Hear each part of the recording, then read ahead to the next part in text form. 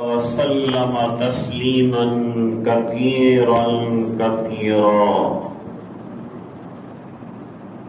اما بعد اعوذ باللہ من الشیطان الرجیم بسم اللہ الرحمن الرحیم وَقُلْ رَبِّ زِدْنِي عِلْمًا صدق اللہ العظیم اللہم صل علی سیدنا محمد وعلى آل سیدنا محمد وبارک وسلم.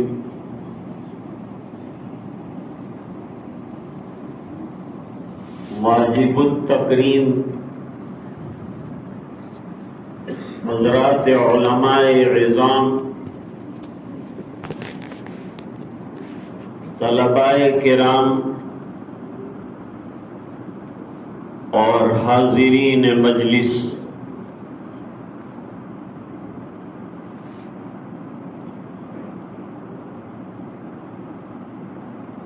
حضرت امام بخاری رحمہ اللہ تعالی نے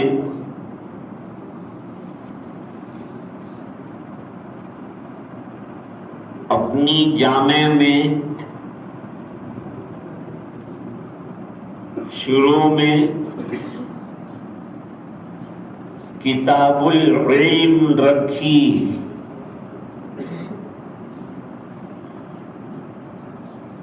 اور حضرت امام بخاری رحمت اللہ علیہ کا دستور یہ ہے کہ جب کتاب شروع کرتے ہیں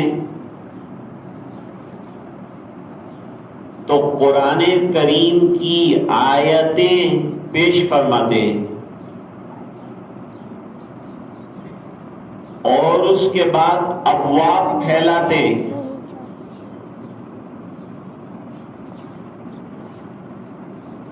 گویا کہ وہ آیت کریمہ پوری کتاب کی پیشانی ہوتی ہے،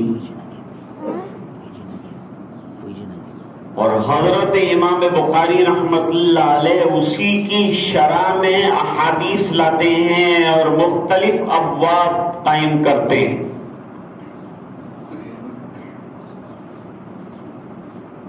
کتاب العلم میں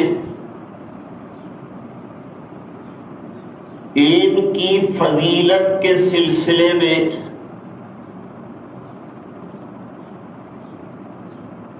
قرآن کریم کی یہ آیت کریمہ پیش فرمائی ہے اور پھر اس کی شرح پوری کتاب میں کی.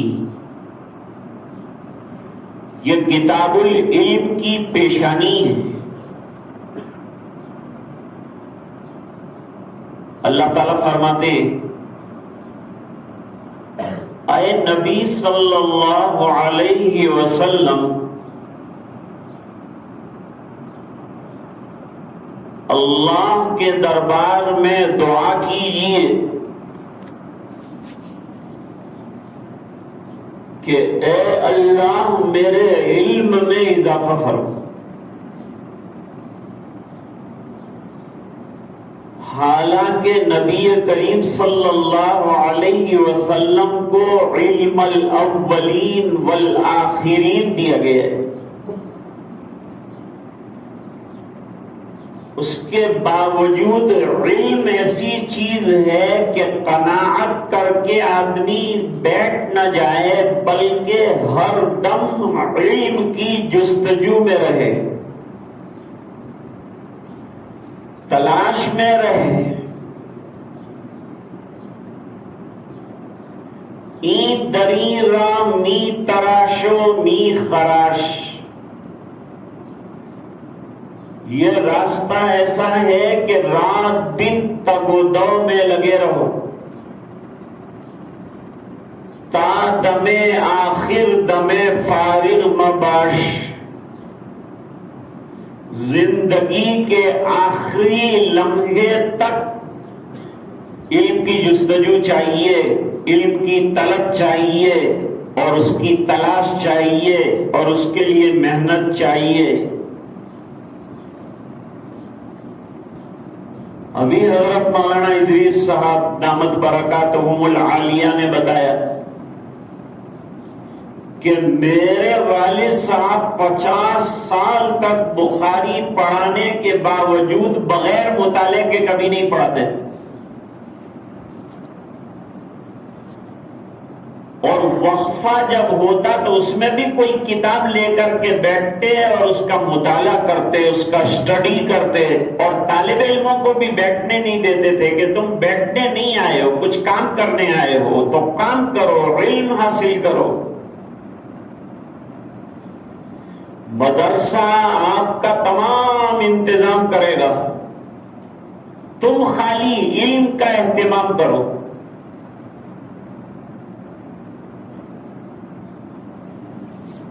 اب ذرا یہ بات توجہ سے سنیے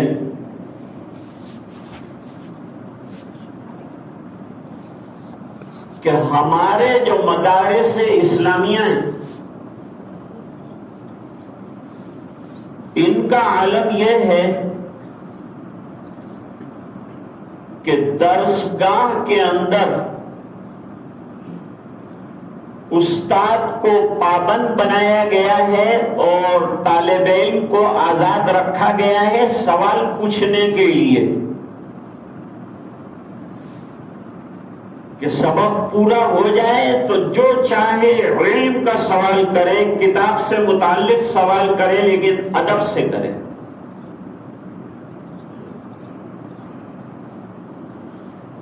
امام بخاری رحمت اللہ علیہ پر اعتراض ہوا ہے. وہ اعتراض یہ ہے کہ حدیث کی کتاب ہے اور فضیلت میں جو ہے قرآن کی آیت پیش کی، حدیث نہیں لائے.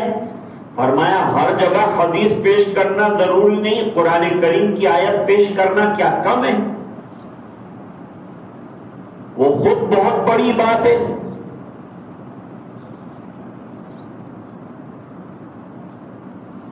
تو طالب علم کو آزاد کیا گیا ہے درسگاہ کے اندر،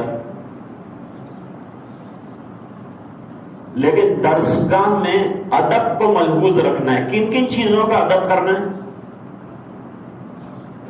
سب سے پہلے تو استاذ کا ادب کرنا ہے. نمبر 2 کتابوں کا ادب کرنا ہے. نمبر 3 وہ سورسز جس کے ذریعے سے نالج کو ایکوائر کیا جاتا ہے، وہ تمام سورسز کے ایٹیکیٹس کو مد نظر رکھنا ہے، اس کا بھی ادب کرنا ہے.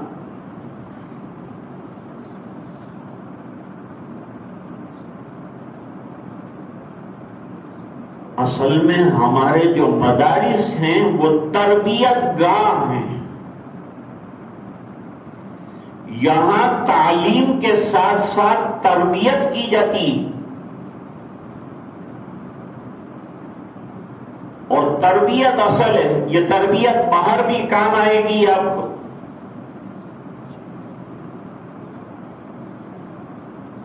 طالب علم یعنی علم کی طلب کرنے والا. پہلے زمانے کے اندر طالب علم و عمل. بہت سے طالب علم سمجھتے ہیں کہ ابھی خالی پڑھ لو کتابیں، بعد میں عمل کریں گے. اب جملہ نوٹ کرو. مدرسہ بننے کی جگہ ہے. جو مدرسے میں نہیں بن سکا، مدرسے کے باہر جا کر نہیں بن سکے گا. میرے والد صاحب نے فرمایا کہ میں جب سے بالغ ہوا اس کے قریب زمانے سے میں نے تہجد شروع کر دی تھی. تو وصال کی رات میں خالی تہجد نہ پڑھ سکے، ورنہ پوری زندگی تہجد پڑھی. حضرت امام بخاری رحمت اللہ علیہ نے ایک کتاب قائم کی ہے، کتاب التہجد. تو جب کتاب التہجد شروع فرماتے تھے میرے والد صاحب تو طالب علموں سے پوچھتے تھے کہ آج کس نے تہجد پڑھی ہے بتاؤ، اور پھر یہ جملہ فرماتے تھے، اور فرمایا کہ میں عبادت بتانا نہیں چاہتا لیکن تم کو ترغیب دینا چاہتا ہوں کہ زمانہ طالب علم میں انسان جوان ہوتا ہے، حشاش بشاش ہوتا ہے، تو عبادت بھی حشاش بشاش رہ کر کرنی چاہیے۔ جلدی اٹھو رات کو، بقدر القد تکتسب المعالی من طلب العلا سہر اللیالی۔ اگر کوئی مرتبہ اور کوئی مقام حاصل کرنا ہے تو رات کو جلدی اٹھنا پڑے گا، محنت کرنی پڑے گی، اللہ سے مانگنا پڑے گا۔ بعض طالب علم سمجھتے ہیں ہم کو بہت ذہانت حاصل ہے، ہم بہت کلیور ہیں، بہت جینیس ہیں، یوں پیپرز لکھ دیں گے امتحان کے اندر۔ کام اس سے نہیں چلتا، اہتمام مطالعے کا بھی کرنا چاہیے اور دعاؤں کا بھی کرنا چاہیے کہ اللہ مجھے علم نافع عطا فرما، اللہم انا نسألک علما نافعا وعملا صالحا۔ علم نافع کیا ہے؟ کہ انسان عمل صالح کرنے والا بن جائے، اس کی زندگی میں اعمال آ جائیں، جو پڑھا ہے وہ اس کی زندگی میں ہو، کتابوں میں نہ دیکھا جائے، اس کی زندگی میں جھانک کر دیکھا جائے کہ بخاری آئی کہ نہیں آئی۔ بے عشق محمد جو پڑھتا ہے بخاری، آتا ہے بخار اس کو نہیں آتی بخاری۔ ہاں، اور مولانا روم کیا کہتے ہیں؟ ایھا القوم الذی فی المدرسہ کل ما حصلتم وسوسہ۔ ہاں، خالی علم حاصل کرنا اور رٹنا اور کتابیں چاٹ لینا یہ مقصد نہیں ہے، اصل مقصد تو دل کی دنیا کا بن جانا ہے، علم زندگیوں میں آ جانا ہے۔ میرے والد صاحب فرماتے تھے کہ دنیا میں آدمی جو ایجوکیشن حاصل کرتا ہے، ورلڈلی نالج جو لیتا ہے، وہ نالج کا فائدہ یہ ہے کہ اس کو ڈگری مل جائے گی، ڈگری کے بعد اس کو جو ہے سروس مل جائے گی، نوکری مل جائے گی۔ لیکن یہ علم جو ہم پڑھتے ہیں اس سے جنت مل جائے گی، اس سے اللہ جنت عطا فرمانے والے ہیں، اور جنت ہمیشہ کی۔ دنیا کا جو علم ہے قبر کے کنارے پر ختم، ڈاکٹر کی ڈاکٹری جو ہے قبر کے کنارے پر ختم، انجینئر کی انجینئری جو ہے وہ قبر کے کنارے پر ختم۔ اب قبر کے اندر مدرسے والا علم چلے گا، یہ آپ کو آگے لے کر جائے گا، علم میں آگے بڑھائے گا۔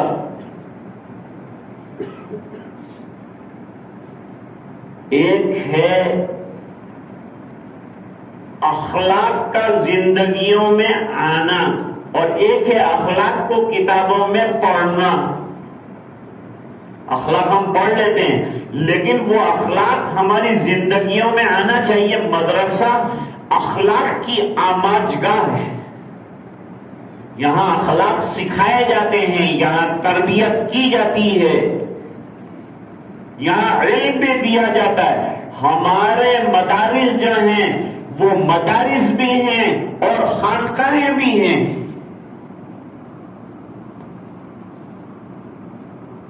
ابو علی سینا کا نام سنا ہوگا، بہت بڑا فلسفی ہے۔ ابو علی سینا کے بارے میں کسی عالم نے کہہ دیا کہ بو علی اخلاق ندارت، فارسی ہے، بو علی کے پاس اخلاق نہیں ہے، اخلاق ندارت۔ تو بو علی نے اخلاق پر 2 جلدوں میں بڑی بڑی کتابیں لکھ کر وہ مولانا کے گھر بھیج دی۔ مولانا نے کہا یہ کیا بھیجا؟ تو کہا یہ اخلاق کی کتابیں بھیجی، تم کہتے ہیں اخلاق ندارت۔ مولانا نے کہا میں نے یوں نہیں کہا تھا کہ اخلاق ندانت، میں نے تو کہا اخلاق نہ ڈارت، ایک ہے اخلاق کے بارے میں علم کا ہونا اور ایک ہے اخلاق کا زندگیوں میں ہونا۔ تو مدرسے میں یہاں پڑھایا اس لیے جاتا ہے کہ اخلاق زندگیوں کے اندر آ جائے۔ حضور تو اخلاق کے معلم ہے نا، انما بعثت لأتمم مکارم الاخلاق،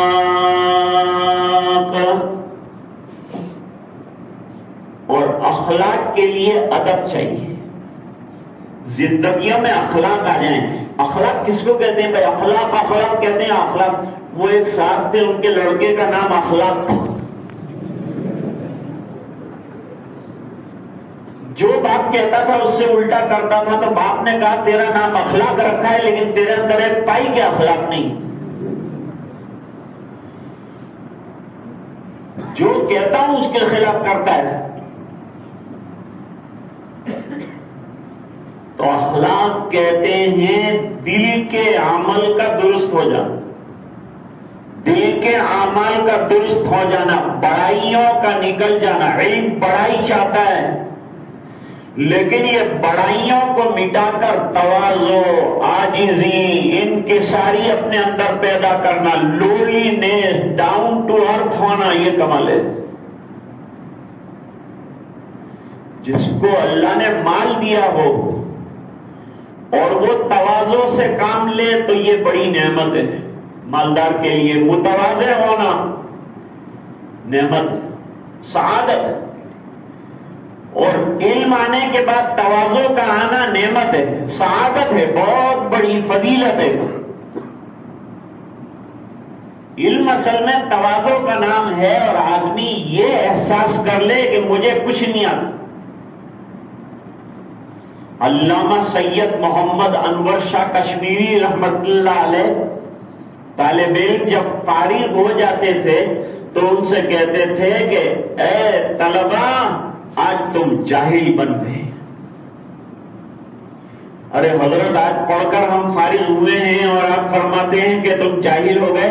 فرمایا تھوڑا سا علم جو ہے حاصل ہوا ہے، چاروں طرف علوم کے سمندر ہیں، تم کو جو ہے ایک چڑیا کے منہ میں جتنا پانی آتا ہے اتنا ملا ہے، باقی سمندر نہیں ہے تمہارے پاس۔ یہ احساس کس کو ہوگا؟ یہ علم کو ہوگا، طالب علم کو ہوگا، عالم کو ہوگا۔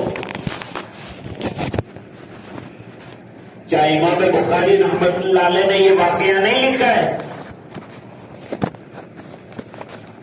حضرت موسیٰ اور حضرت خضر کا واقعہ بار بار لائے ہیں حضرت امام بخاری رحمت اللہ علیہ۔ کوئی حدیث 19 مرتبہ بھی لائیں، انما الاعمال بالنیات 7 مرتبہ لائیں۔ یہ موسیٰ اور خضر والا واقعہ کئی مرتبہ لائیں کہ استاد اور شاگرد کو کیسے رہنا ہوتا ہے، یہ بتایا ہے اس میں۔ بہت منت سماجت کر کے تو حضرت خضر کے ساتھ چلے۔ خضر کو خضر اس لیے کہتے ہیں کہ وہ جہاں بیٹھتے تھے اور اٹھتے تھے وہاں ہرا گھاس اگ جاتا تھا، اس لیے ان کا نام خضر رکھا تھا۔ رجال غیب میں سے ہیں۔ اللہ تعالیٰ نے دنیا میں رجال غیب رکھے ہیں، اور رجال غیب جو ہیں عناصر اربعہ کی بھاپ سے تیار ہوتے ہیں۔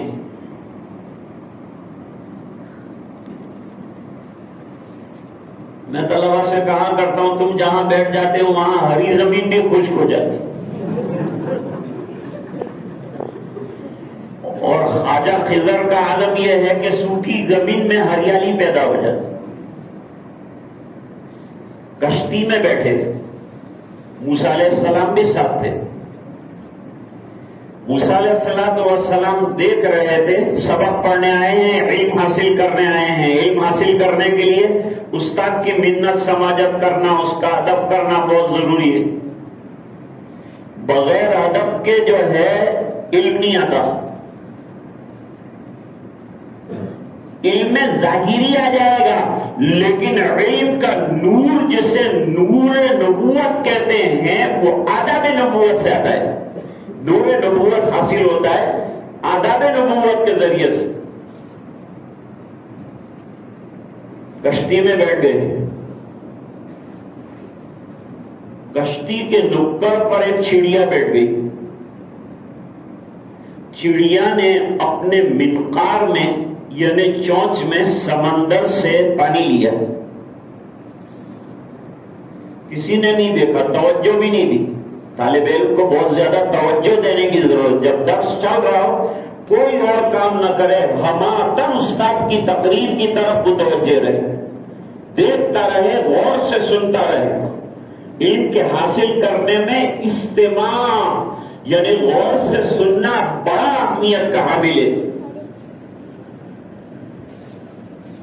حضرت خضر نے دکھایا کہ دیکھا وہ چڑیا نے کتنا پانی لیا منہ میں، کہا جتنی اس کی چونچ ہے اتنا پانی لیا ہے. فرمایا کہ سمندر کے ساتھ چڑیا کی چونچ میں جو پانی ہے اس میں کیا برابری ہے یہ بتاؤ. کہا کوئی برابری نہیں. قطرے کی کیا بساط سمندر کے سامنے.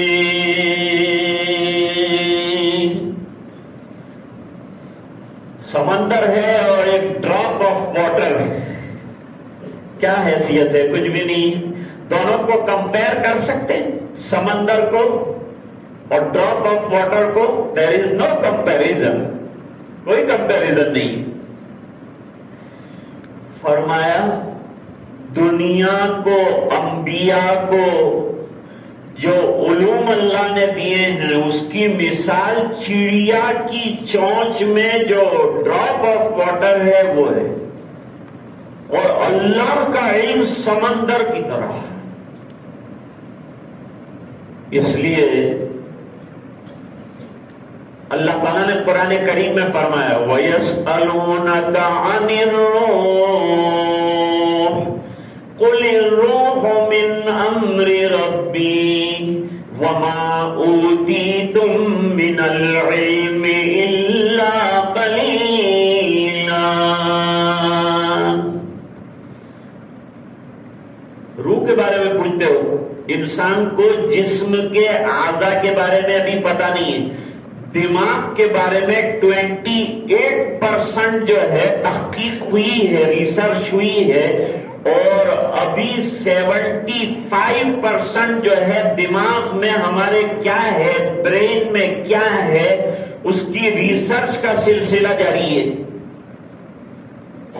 یہ یونیورس اتنا بڑا ہے، یہ کاسموس اتنا بڑا ہے کہ انسان اس کو بھی ابھی پا نہیں سکا ہے.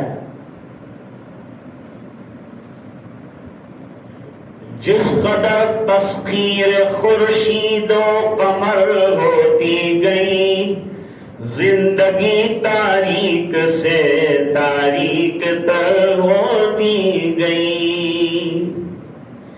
آج انسان بیچارہ سائنس میں، ستاروں میں، چاند میں اور آفتاب میں الجھا ہوا ہے. ابھی میں کتاب پڑھ رہا تھا، اس میں دیکھا کہ ابھی ایک ستارہ دریافت ہوا ہے آسمان میں جو ہماری دنیا کے قریب تر ستارہ ہے، وہ ڈھونڈ نکلا ہے. جو نا اس ستارے کا عالم یہ ہے کہ کتنا اس کا حجم ہے. سائنٹسٹ نے لکھا ہے کہ اس کے ایک کنارے سے ہوائی جہاز 1000 کلومیٹر پر آور اگر چلے تو دوسرے کنارے پر 300 برس کے بعد پہنچے گا. ایک چھوٹے سے ستارے کا عالم یہ ہے، تو اللہ تعالی کی کائنات کتنی بڑی ہوگی اس کا اندازہ لگائیے آپ. ایسے اللہ نے جو علوم عطا فرمائے وہ ہم لوگ پڑھ رہے ہیں. تو ہمارا علم بہت چھوٹا ہے، اس کا ہمیں اندازہ رہنا چاہیے. بڑائی نہیں آنی چاہیے طبیعت میں، فخر نہیں آنا چاہیے طبیعت میں، کبر نہیں آنا چاہیے طبیعت میں. لولی نیس کو ہمیشہ اپنے سامنے، جتنے بزرگوں کے ابھی کیا کہا میرے والد صاحب کے بارے میں، ویری سمپل پرسن، بہت سادہ انسان. اپنی زندگی کو سادہ بناؤ. بہت بن ٹھن کے رہنا طالب علم کا شیوا نہیں ہے. محنت چاہیے. ارے ایک جو کپڑا بھی نہیں رہا ہے طالب علموں کے پاس، ایسے بھی طلبہ رہے ہیں. ابو ہریرہ طالب علم ہے نا، کیا کپڑے ہیں ان کے پاس؟ ابو ہریرہ طالب علم رہے ہیں نا، تو کیا کھانا رہا ہے ان کے پاس؟ بے ہوش ہو جاتے تھے فقر و فاقہ کی وجہ سے. حضرت ابو ہریرہ رضی اللہ تعالیٰ عنہ لیکن 2 سال حضور کی صحبت میں رہ کر بڑا علم حاصل کر گئے. اور کیا علم حاصل کیا؟ 5374 روایتیں حضرت ابو ہریرہ رضی اللہ تعالیٰ عنہ سے مروی ہیں. اور پوری زندگی ایک ہی کام کیا، دوسرا کام نہیں کیا، وہ ہے حضور پاک صلی اللہ علیہ وسلم کی احادیث کی نشر و اشاعت کا کام. آپ کو بھی جا کر دین کی نشر و اشاعت کرنا اس مقصد سے اور علم پر عمل کرنا ہے. وہ ہمارے لوگ جو ہیں نا، وہ طالب علموں کو فارغ ہو کر آتے ہیں تو بہت توجہ سے دیکھتے ہیں، اوپر سے نیچے تک جانتے ہیں، کرتا پیجامہ تمام چیزیں دیکھتے ہیں، پھر اندازہ لگاتے ہیں. ہمارے یہاں جلسہ ہو رہا تھا، وہ جلسے کے اندر الگ الگ قسم کے خیالات کے لوگ آتے ہیں. تو وہ ایک طالب علم کا نام پکارا گیا، فراغت ہو رہی ہے. لوگوں نے کہا یہ اپنے یہاں ہر جمعہ کو بیان کرنے آتے ہیں، وہ مولانا ہے، یہ فارغ ہوا تو ان کو اپنے مسجد میں لے چلے. دوسرے ایک صاحب کا نام پکارا گیا تو ایک لوگوں کا گروہ بیٹھا تھا، انہوں نے کہا برابر یہ کل اپنی سنیما کے اندر لاسٹ شو کے اندر فلم دیکھنے آئے تھے، وہ ہے. ایسی کامنٹ اگر کرنی تو آپ کے 7 سال بیکار ہوئے، سب بیکار پانی میں گیا. اپنی امیج کو اچھا بنائیے، لوگوں کو دکھانے کے لیے، اللہ کو دکھانا. بھائی یہ علم کا مقصد کیا ہے؟ کیوں ہم لوگ حاصل کر رہے ہیں یہ علم؟ کیا ملے گا؟ جنت ملے گی، اللہ کی رضا ملے گی. یہ علم حاصل کرنا ہے اللہ کی رضا کے لیے، نوکریوں کے لیے اور دنیا کے لیے یہ علم حاصل نہیں کرنا ہے. یہ علم اللہ کی رضا کے لیے حاصل کرنا ہے، اور اللہ کی رضا بہت بڑی چیز ہے. اللہ تعالیٰ قرآن میں فرماتے ہیں وَرِضْوَانٌ مِّنَ اللَّهِ أَكْبَرُ. علم کا ادب، اساتذہ کا ادب، محنت، کوششیں، جدوجہد، مجاہدہ. ادب پر اللہ کیا دیتے ہیں؟ بخاری میں سے نکال کر بتاتا ہوں. عبداللہ ابن عباس رضی اللہ تعالیٰ عنہ حضرت عباس کے بیٹے ہیں، اور حضرت عباس رضی اللہ تعالیٰ عنہ حضور کے چچا ہیں، چچا دادائی. حضور پاک صلی اللہ علیہ وسلم کی تہجد کی کیفیت اور رات کی عبادت معلوم کرنے کے لیے حضرت عبداللہ ابن عباس نے 10 سال کی عمر میں اپنی خالہ حضرت میمونہ رضی اللہ تعالیٰ عنہ سے اجازت لی کہ آج رات میں آؤں، سرکار کی رات کی عبادت دیکھوں تاکہ میں بھی کروں، لوگوں کو روایت کر کے بتاؤں. اجازت مل گئی، آگے. جب رات کو حضور پاک صلی اللہ علیہ وسلم استنجا کے لیے گئے تو یہ جلدی جلدی گئے اٹھ کر، اور انہوں نے حضور کے وضو کا پانی رکھ دیا. طالب علم کو اتنا چوکنا اپنے استاد کے بارے میں ہونا چاہیے. استاد استنجا کے لیے گئے، آگے آگے جانا، پانی رکھ دینا، انتظام کرنا، یہ ادب ہے. رکھ دیا. حضور فارغ ہوئے، باہر نکلے، وضو کا پانی دیکھا تو بہت خوش ہوئے. ارے یہ کس نے پانی کا انتظام کیا میمونہ؟